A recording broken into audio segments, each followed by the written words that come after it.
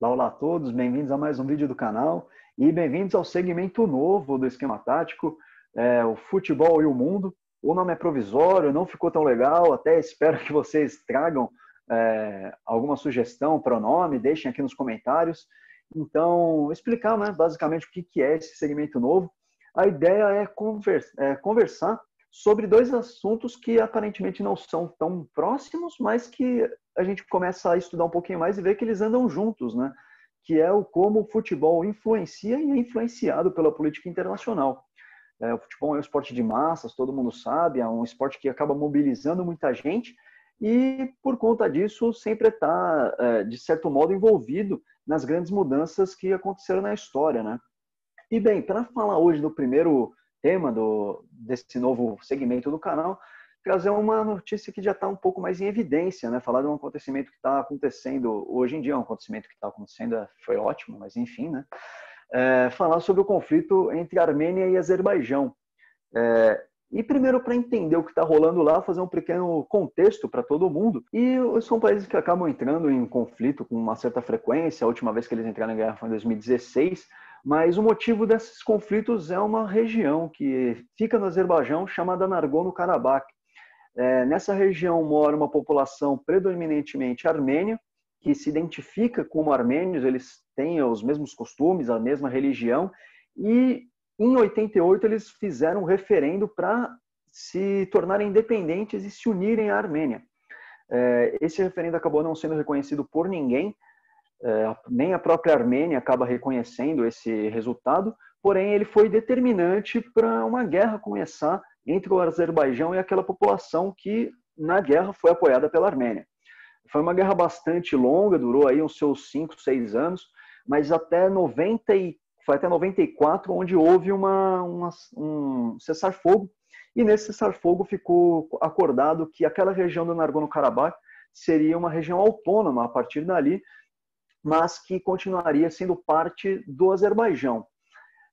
Isso arrefeceu um pouco os ânimos por um tempo, sempre houve ali uma retórica um pouco belicista das duas partes por conta dessa população, mas em 2016 a guerra voltou a acontecer, não se sabe ao certo por quê, os conflitos voltaram a ocorrer, mas houve a Guerra dos 4 Dias, que por incrível que pareça durou 4 dias, que acabou sendo resolvida alguns tempos após esse período, com um novo cessar-fogo, e a situação ali ficou controlada por um tempo,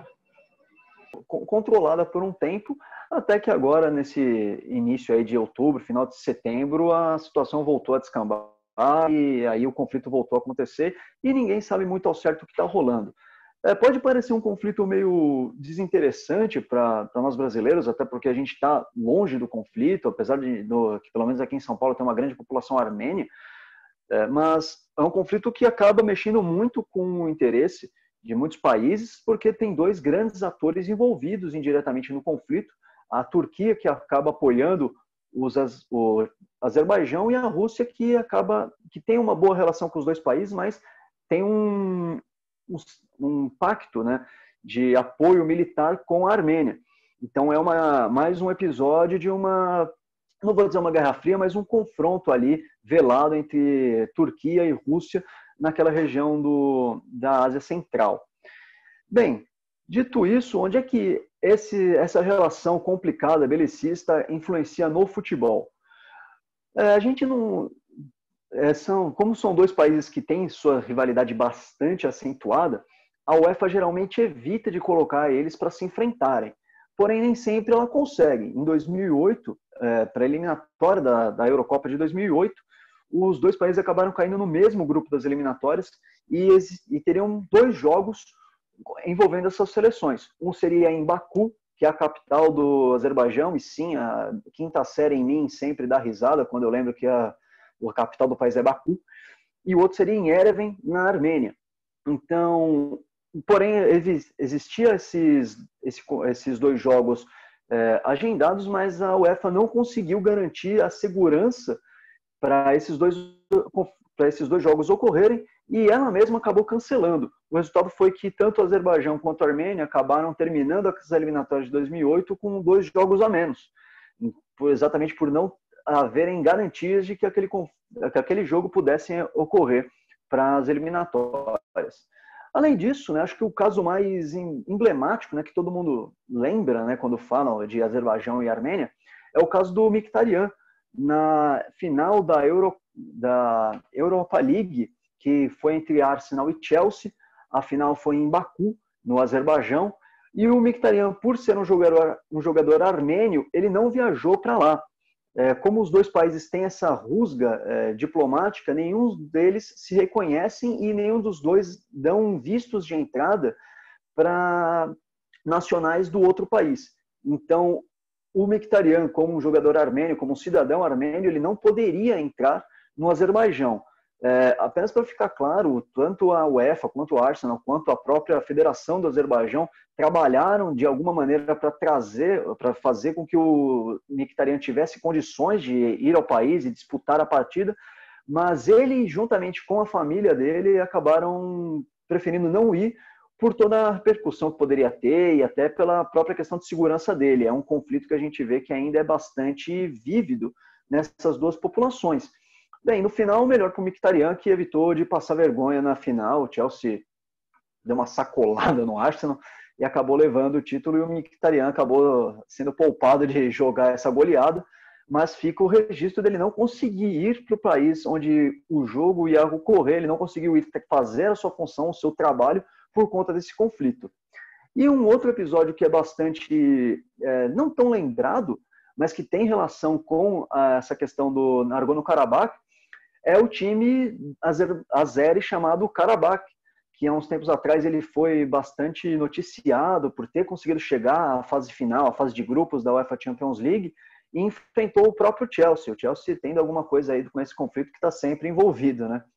Mas caiu no mesmo grupo do Chelsea, se eu não me engano, caiu no grupo foi Chelsea, Roma e, se eu não me engano, Copenhague, eu não vou lembrar agora de cabeça, mas teve muita mídia em cima desse time exatamente por ele se colocar como um time dos refugiados azeres que sofreram com essa guerra.